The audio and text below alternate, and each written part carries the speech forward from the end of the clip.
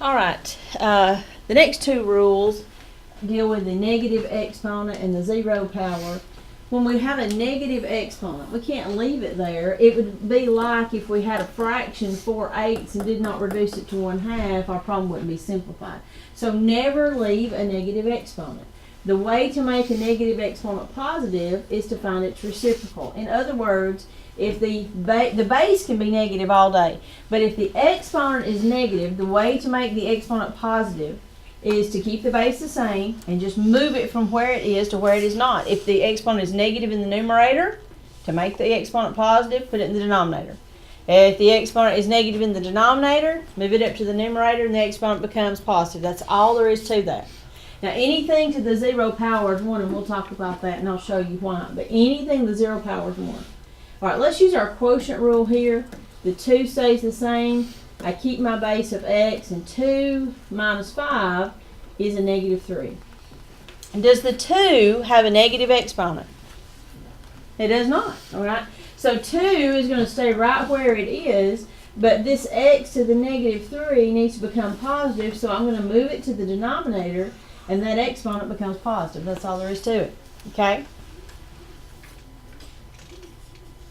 So wherever the exponent is negative, and you don't move everything, you just move the term that has the negative exponent. Yes, sir? Would the x not be negative 2 if you brought it down? No, it wouldn't. The positives and negatives are going to be just like they were before. You know, a positive divided by positive or negative divided by negative is negative. If they got different signs, it's negative. Really, we're only talking about exponents, okay? All right, let's look at this one and see why anything to the 0 power is 1. Let's first of all use common sense. What is 2 squared? 4. What is 4 divided by 4? 1. Or anything divided by itself is 1. So you already agree that the answer to this is 1. If I use the quotient rule and I keep the base the same and I subtract my exponents, 2 minus 2 is 0, anything to the 0 power is 1. Why is that? Because to get to the 0 power, you first have to divide something by itself. That's why that would give us a 1. So the same thing is true here.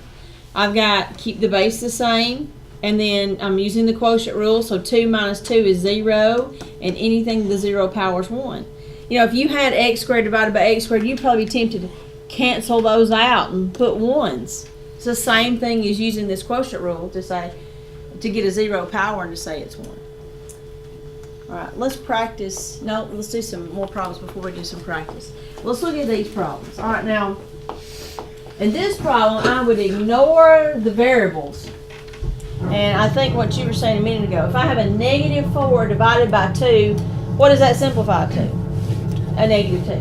That's just like it always has been, has nothing to do with the laws of exponents at all. I'm just simplifying the coefficients. Coefficients are what? Numbers in front of what? The variables. That's all that is.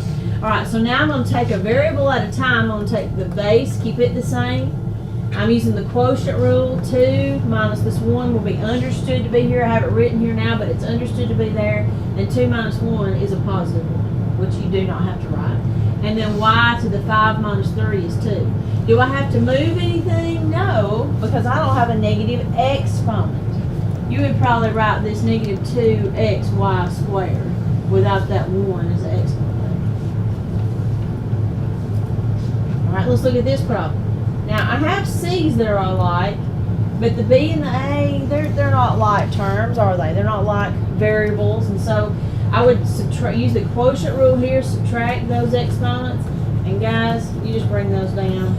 Can't use the quotient rule with that. Can't subtract their exponents because they're not like variables.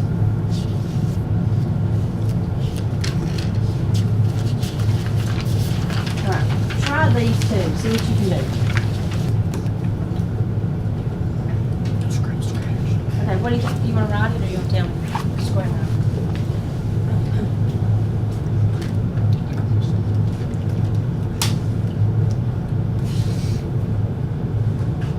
Alright, what is a to the, what's a divided by a?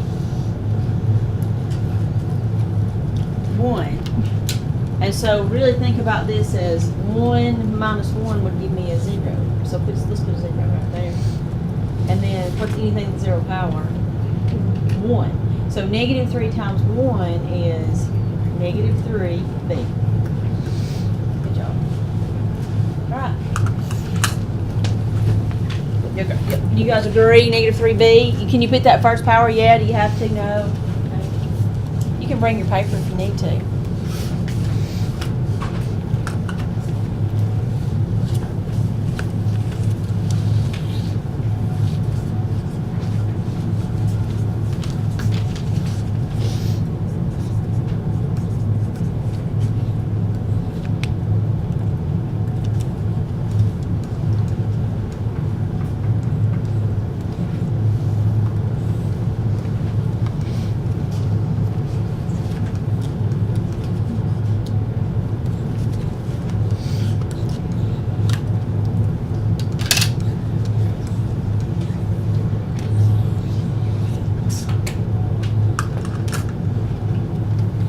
Alright, if you multiply in the numerator, they don't have any like variables, so t to the fourth and y squared.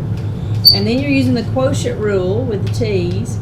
And so negative 405 divided by 45 is negative 9. T to the fourth divided by t to the first is t to the, t to the third. T to the fourth divided by t to the third is t to the first, and then y squared. Y'all agree? Yes. Questions? So we use the product rule and the quotient rule.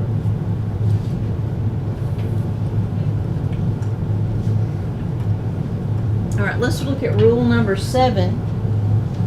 Rule number 7, we have the power of a quotient. Kind of like the power of a product. Whatever is in the parentheses gets taken to this power. So the rule just says you just multiply 1 times n and 1 times n. That's all you do. So whether it's a product or a quotient, if there's a parentheses around it, a power on the outside, you take whatever's inside parentheses to that power. So in this case, a lot of people see a fraction, they say, I don't know. Well, yeah, you do. What is 3 squared and what is 4 squared? That's all you do. Square them individually. Power of a quotient. Now, in this case, if you can reduce first, you save yourself some work. Because we know 10 to the fourth is what?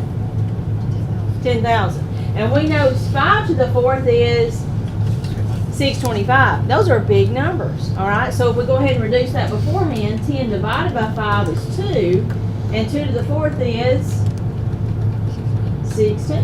Right. So see, it saves us dealing with those big numbers if we reduce and then take to that power.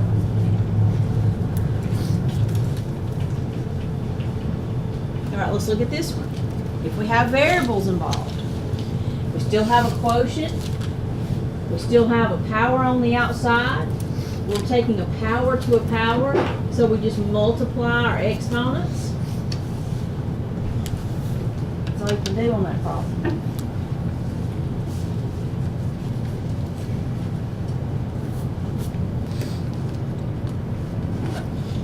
I got 16 over 81. All right, so 2 to the fourth is 16, and 3 to the fourth is 81.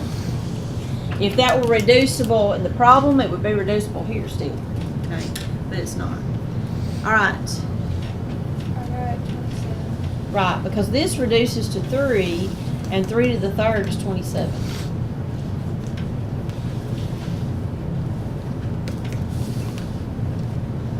I got x to the 3z over 2 to the yz.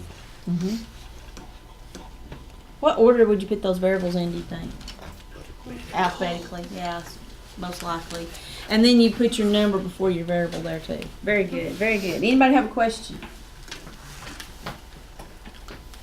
All right, let's look on page 387.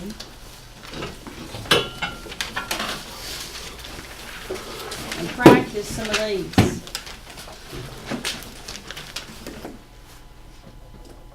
Okay, go ahead.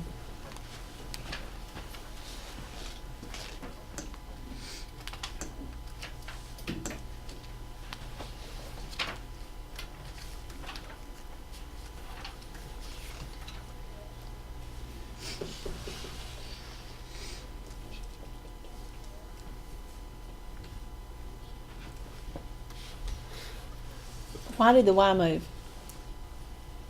See, it is in the denominator. It's got a positive exponent in the denominator, so it needs to stay in the denominator.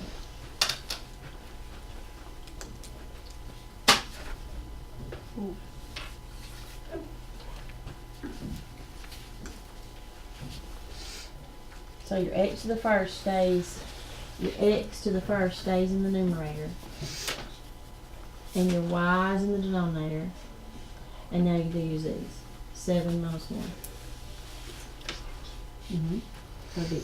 Yeah, that's right. Z to the 6.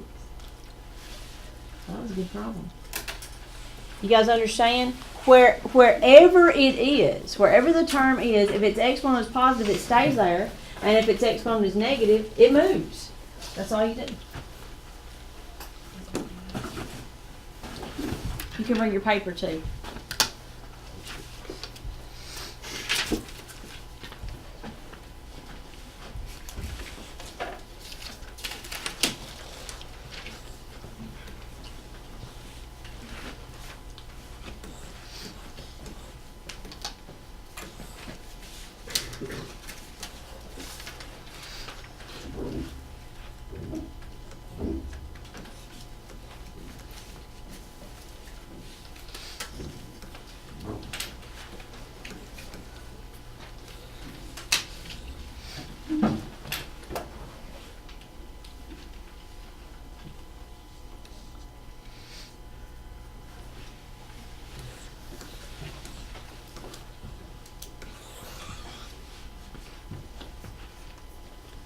Okay, who's next?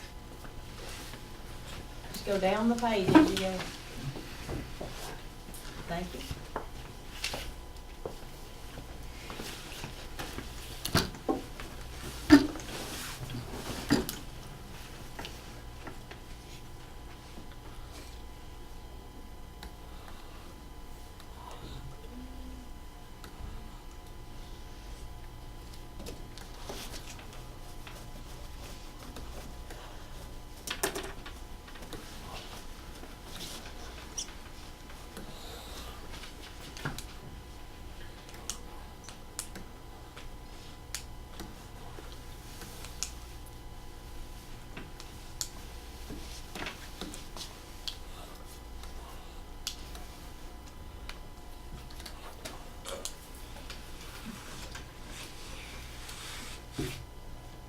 That's good. Keep on going. Good job. There you go. That's it. Who's next?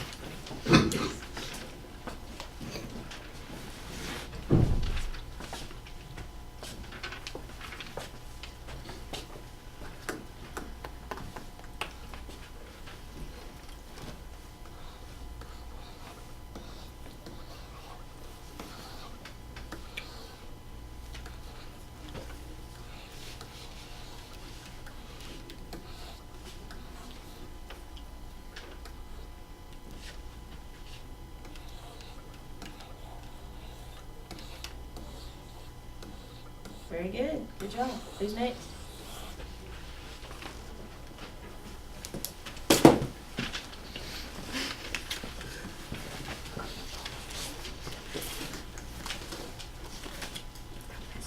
I'm gonna give challenges that wants to pick up.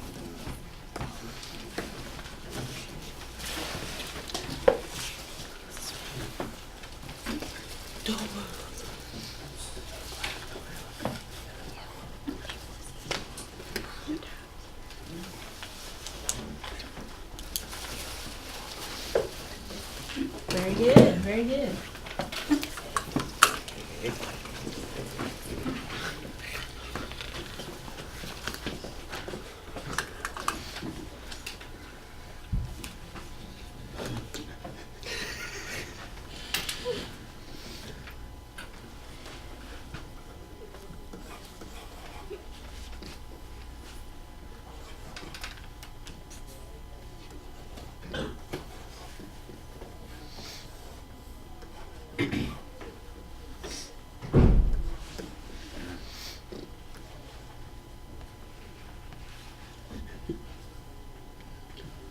That's up next. Oh, you wrote it that way on the paper.